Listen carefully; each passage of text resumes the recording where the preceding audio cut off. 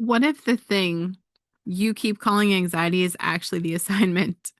What if the resistance you feel every single time you move towards your calling, that sudden self-doubt, the inexplicable fatigue, the shame that shows up out of nowhere right when things are starting to work, isn't a character flaw or a mental health diagnosis or evidence that you're not ready? What if it's opposition?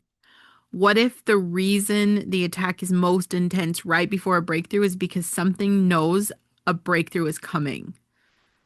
Nobody wants to talk about spiritual warfare in a culture that has reduced faith to an aesthetic or even made it toxic or have even said it's just wrong. It's easier to, pathologize the resistance, to medicate that unease, to call the warfare burnout and treat it with a spa day. And sometimes burnout is burnout, but sometimes, and more often than the comfortable version of Christianity wants to admit, the battle is real, it is targeted, and the fact that you can't see it doesn't mean it isn't happening. The devil doesn't need you to believe in him. He just needs you distracted, delayed, ashamed, and convinced that the calling on your life is too big for someone like you. And this episode is about naming the battle, about imposter syndrome as a spiritual weapon, about shame as the thing that keeps people performing faith instead of actually living it, about the people who know exactly what they're called to and keep finding reasons to wait, and about what it actually looks like to fight. Like, not the yelling, screaming noise, not with performance, but the grounded, clear eyed daily commitment to walk out the thing God called you to do. Welcome back to the Listen Bitch podcast. I am Brandon Lynette. We are in season 10. I call this the Rebellion season. Um, I believe we're on episode 5 of the new Rebellion. Okay, 5 episodes in. I'm not slowing down. And I actually have never slowed down. I'm not planning to start now. We have talked about truth as a daily practice, about your body and the system that's keeping it sick, about money and the wounds underneath it, about relationships and who you're letting shape you. Um, this episode goes underneath all of those because every external battle we've named has a spiritual root. And if you keep addressing the surface without understanding the foundation, you will keep fighting the same wars, maybe just in a different outfit. Okay. And this one is personal. I mean, I started this rebellion because I'm disgusted. I'm disgusted with all the truth that is out in the world, and there is no accountability. There's no one taking responsibility, and the stuff is still happening. And if you're new here, it is the fact that we know our kids are being taken, trafficked, sexually assaulted, abused, raped, mutilated, tortured, ripped apart, eaten. They're drinking their blood. Massive science experiments going on using humans, hunting parties using humans, feeding us human meat, intentional sickness on the world, vaccines that cause problems, not cures, health that is connected with the food industry that has worked on keeping us sick, and big pharma who makes money on you being a customer, not healed. This rebellion is to really get you to take massive responsibility at the core of who you are, because that's a middle finger to them. Anyone who's going to think for themselves and to get healthy for themselves and to take responsibility financially, mentally, emotionally, all of that, spiritually, you're not going to fit into their system anymore. And while they're out there mocking us and, setting the world on fire, causing fights, keeping us against each other, like, kids are still being trafficked. Evil is still happening. We are in the devil's playground right now. So I know this episode is going to hit some of you in a place that you've been protecting for a long time. And I'm just going to ask you to stay with it, okay? I want you to sit through this because the battle is real and it's targeted. And the thing about spiritual warfare that the comfortable consumer version of Christianity, okay, otherwise known as the soft ass Christians, they don't want to sit with this. It's not generic. It's not a vague cloud of negativity that settles over everyone equally. It's targeted.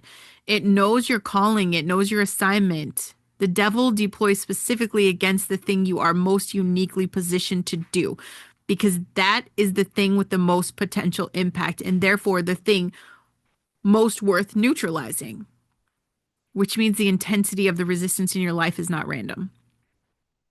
The specific flavor of self-doubt is not an accident. The particular way shame shows up for you, the precise area where imposter syndrome is the loudest, the exact type of distraction that most reliably pulls you off course. These are not coincidences. They are intel. They tell you something about what you're actually carrying and what the enemy has assessed as the threat level, you fully walking in it. And I want you to think about that for a second. The resistance you feel toward your calling is evidence of the potency of the devil's attack. Nobody deploys heavy artillery against a target that doesn't fucking matter. The fact that the warfare gets loudest when you're moving towards something real is not a sign to stop. It is a sign that you are moving in exactly the right direction, and the devil knows it. This reframe is not about giving him too much credit, okay? Because I know the ending of the story, and God wins. And I'm not telling you to live in a posture of fear. The Bible says it a million times. Fear not. Do not fear. It is about accurately understanding the nature of the battle so you stop blaming yourself for it. So many people spend years interpreting spiritual warfare as personal failure. The resistance must mean I'm not ready. The doubt must mean I'm not called. The shame must mean there's something fundamentally wrong with me. And from inside that interpretation, you're going to delay. People hide, people perform, and they wait for a version of ready that is never going to come, because ready is not the prerequisite for the calling. Obedience is. Imposter syndrome, and it's not what you think it is. It gets talked about like it's a confidence issue. I thought it was a confidence issue. Like the fix is a better morning routine. How many of those have you gone through? A stronger personal brand, more testimonials, more proof, get more credentials, more something external that will finally convince you and everyone else that you belong in the room. That framing right there keeps you on a treadmill that never arrives anywhere, because imposter syndrome is not a confidence issue. It is an identity issue. And underneath that identity issue is a spiritual one. And this is how it works, okay? You have a calling, something real, something specific, something you've known about at some level, probably longer than you've admitted. And somewhere between receiving that download, that calling, and walking it out, you picked up a question. Who the fuck am I to do this? Who am I to lead this? Who am I to build this? Who am I to speak on this? Who am I to charge for this? Who am I to take up this much space? These are my questions. God, who am I? You know who you created me to be. Who am I to do this with my history, with my big feelings, with my outspoken, say whatever, unapologetically at all times, no filter mouth, my inconsistencies, my private self that doesn't always match the public one? Who am I to stand up and say I have something worth saying? And that question sounds like humility. I learned really fast. It is not humility. Humility is accurate self-assessment that leaves room for God. Okay.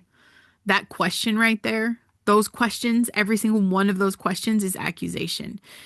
It is the voice that knows if it can keep you questioning your right to show up, it doesn't have to do anything else. You will disqualify yourself on evil's behalf. You will stay small. You will stay quiet. You will stay hidden, not because anyone forced you, but because the question convinced you it was the responsible thing to do. The answer to who am I to do this is not a longer list of credentials. It is not more confidence or more evidence or more external validation. It is the same answer it has always been. I am who God said I am, called to what God said I am called to, equipped not because I arrive fully formed, but because the one who calls is also the one who equips. That is not arrogance. That is alignment. And operating from that alignment, actually believing it, actually building from it, is one of the most countercultural acts available to you right now. That's your FU to the world. And then we have shame, because that's the thing nobody wants to say out loud. And it is the most effective weapon in the arsenal of evil because it doesn't need to be deployed repeatedly. It really just has to be installed once. And then it runs in the background silently for years, sometimes decades, shaping every decision, every relationship, every moment of visibility, every time you consider stepping into something bigger than what you've been before. Shame is different from guilt. Guilt says, I did something bad. Shame says, I am something bad. Guilt is about behavior and shame is about identity. And shame, unlike guilt, cannot be resolved by changing behavior because the problem it identifies isn't what you did, it's who you are. Which is why people who are operating from deep shame can succeed externally and still feel fundamentally fraudulent. They can build things, earn things, achieve things, and still be waiting for the moment everyone figures out the truth about them. That waiting, that low-grade terror of being found out is the exhaust note of shame. It's the wound running underneath all of it. Do you think they have joy or peace running on that level? Where does it come from? Everywhere. It comes from the thing that was done to you that was never supposed to happen, or from the version of yourself you showed someone and it was weaponized against you, from the failure that was treated like a verdict rather than an event, from the family system that communicated in 1,000 subtle ways that your real self was a problem to be managed, from the religious environment maybe that used conviction as a tool for control and left you with a God image that looks more like a disappointed parent than a father who runs toward you, from the culture that told you your body, your brain, your intensity, your needs were too much and not enough simultaneously. Shame thrives in silence and secrecy. That is its operating environment. And the moment it gets named out loud to someone safe in the light, it begins to lose power. It's not instant, not completely, but the naming breaks the isolation, and the isolation is what keeps it lethal. You are not the only one carrying this.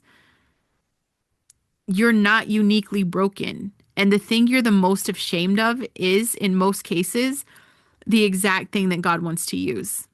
Not despite what happened, but through it. Because your survival of it, your healing from it, is the testimony someone else needs to hear to believe that their own survival is possible. The shame that has been keeping your calling in a waiting room is not God's voice. God's voice calls you forward, always, forever. It convicts you without condemning. It names the truth without using it as a weapon. If the voice in your head is keeping you frozen, if it's keeping you hidden, if it's keeping you convinced that your past disqualifies your future, that is not the Father. And you do not have to keep listening to it. And this one, oh, I know this is going to hurt some of you because the performance of faith versus actually walking it out,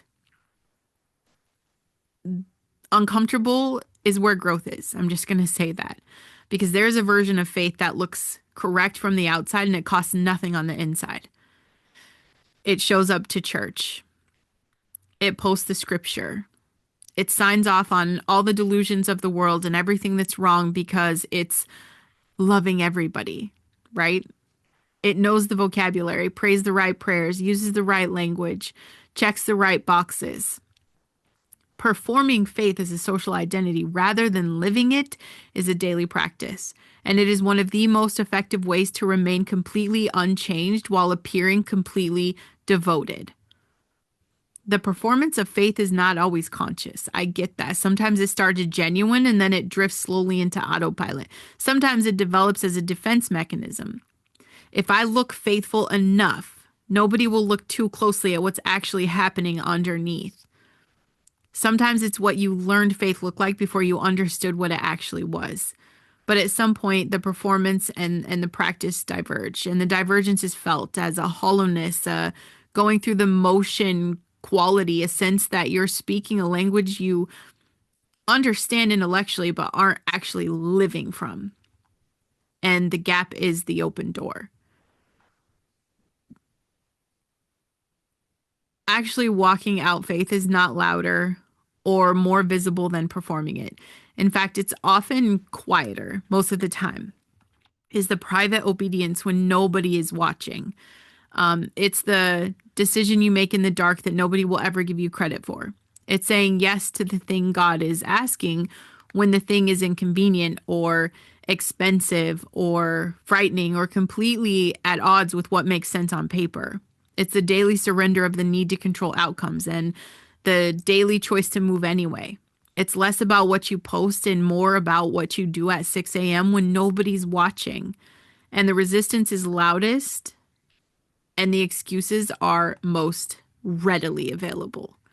And the people who know their calling and keep delaying it are almost always caught in this gap. Not because they don't believe, but because acting on the belief requires them to stop performing and start walking. And walking is exposed. Walking means you can fall in public and everyone's going to see you. Walking means you can't hide behind the language of preparation and waiting on God indefinitely. Walking means other people will have opinions.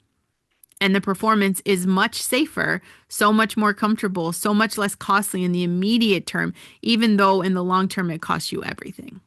And it will cost you everything. And I want to speak directly to you, the person. You know you've known your calling for a very long time. You don't suspect it, you know it. You have felt it with the kind of clarity that shows up in the quiet moments when you're not distracted, in the car, in the shower, at 3 a.m. when the noise stops and the truth gets loud. You know what you're supposed to be doing. You know what you're supposed to be building. And you have been finding reasons to wait for months, for years, maybe longer. You're waiting until the kids are older, until you have more money, until you've done more research, until you feel more ready, until the timing is better, until the fear is smaller, until the shame gets quiet, until the imposter syndrome lifts, until someone gives you permission or validates the vision or confirms the calling in a way that finally feels like enough. Here's what I need you to hear. The waiting is not wisdom. The waiting is warfare. Every day you delay is a day the calling doesn't get walked out, and the people who needed what you carry don't receive it. And that is not a guilt trip. I'm saying those are the stakes. Your calling is not about you. It never was. The thing that God put in you was there for someone else, for a lot of someone else's. And their access to it is dependent on your willingness to stop waiting for the perfect conditions and start moving in the conditions you actually have right now. Listen, bitch, the conditions will never be perfect. I'm a lot of years in on this, and the fear is still not gone. And I don't think it will ever fully go away. It's definitely not going to fully go away before you start. The imposter syndrome will likely show up on a day 1 and on day 1,000. It's going to keep continuing to knock at your door. And the shame is going to have opinions about your visibility. All of that is real. And none of it is a reason to wait. The obedience is required before the clarity, before the confidence, before the feelings line up. You move first. The confirmation comes after. That has always been how this works. And waiting to feel ready before you move is a delay strategy. And you're just like pretending that's your faith. So, Brandon, what does fighting actually look like? Not performance, not volume, not the appearance of spiritual activity. Fighting looks like daily obedience. It looks like doing the things you know you're supposed to do, even when you don't feel like it, even when the resistance is high, even when the results aren't visible yet. It looks like choosing truth over comfort in the small moments, because the small moments are where the character that holds the big moments is built. It looks like dealing with the shame rather than managing it, actually dealing with it, bringing it into the light, naming it to someone safe, letting God into the specific places that you've been too ashamed to show him. And not because he doesn't already know, but because your willingness to bring it rather than hide it is the act of trust that begins the healing. It looks like replacing that imposter question with the identity statement. Not the positive affirmation you chant in the mirror, but as a genuine daily practice of returning to what's actually true about you, who God says you are, rather than what the wound, the warfare, or the highlight reel comparison says. Your brain wires toward what you practice. Practice the truth long enough and consistently enough, and it becomes the reflex instead of the lie. And it looks like moving. Specifically, concretely, today, one step toward the thing that you've been delaying, not the whole thing, one step, because momentum is spiritual. Movement creates clarity, and the devil's greatest victory is not getting you to fail spectacularly. It's getting you to stand still indefinitely in the name of preparation and waiting and not being ready yet. One step, today, not when the fear is gone, now. So name the shame. Write it down where no one's going to see it, the specific thing that you've been carrying, specific wound or failure or a secret that's been keeping you contracted and hidden. Not to dwell in it, but to see it clearly, because you cannot heal what you will not acknowledge, and you cannot acknowledge what you will not name. Put it on a piece of paper. And then I want you to identify the delay. What is the specific thing you've been called to that you keep postponing? And what is the real reason? Underneath the practical reasons, underneath the timing reason, underneath the it's not right in the moment reason. What is the actual fear? Name it and write it next to the calling. Look at both of them together and ask honestly, is this fear big enough to justify the cost of staying still? Spiritually. And then I want you to take one step today toward the thing that you've been delaying.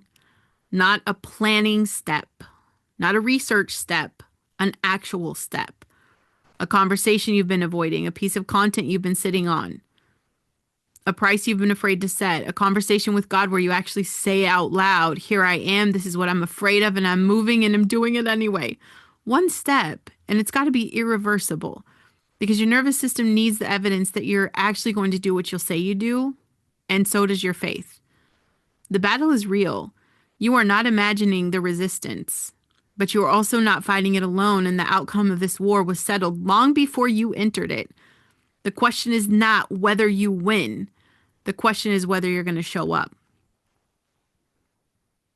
5 episodes in, and I pray that this is the one that changes the most for the most people, because everything else we've talked about already right now has a spiritual root, and this is the episode that has really called it out. If something cracked open for you, if you felt the shame get named, if you recognize the delay for what it is, if the warfare got identified in a way that finally makes sense, makes the resistance make sense, do not let that land without doing something with it. That clarity is a gift. Please use it. Like the show, subscribe, leave a written review. I keep asking because it keeps mattering. That review is someone else's entry point into a conversation they've needed for a long time. Go to BrandonLynette.com, plug into everything happening, okay? Subscribe to the YouTube channel, watch the full video version of this, leave a comment. You are not too late. You're not too broken. You're not too far behind. The calling of your life has not expired while you were waiting to feel ready. It is still there. It has always been there. And the rebellion, the real one, the one that matters most, is deciding today that you are done letting shame, fear, imposter syndrome, and the performance of faith keep you from actually walking out the thing you were put here to do.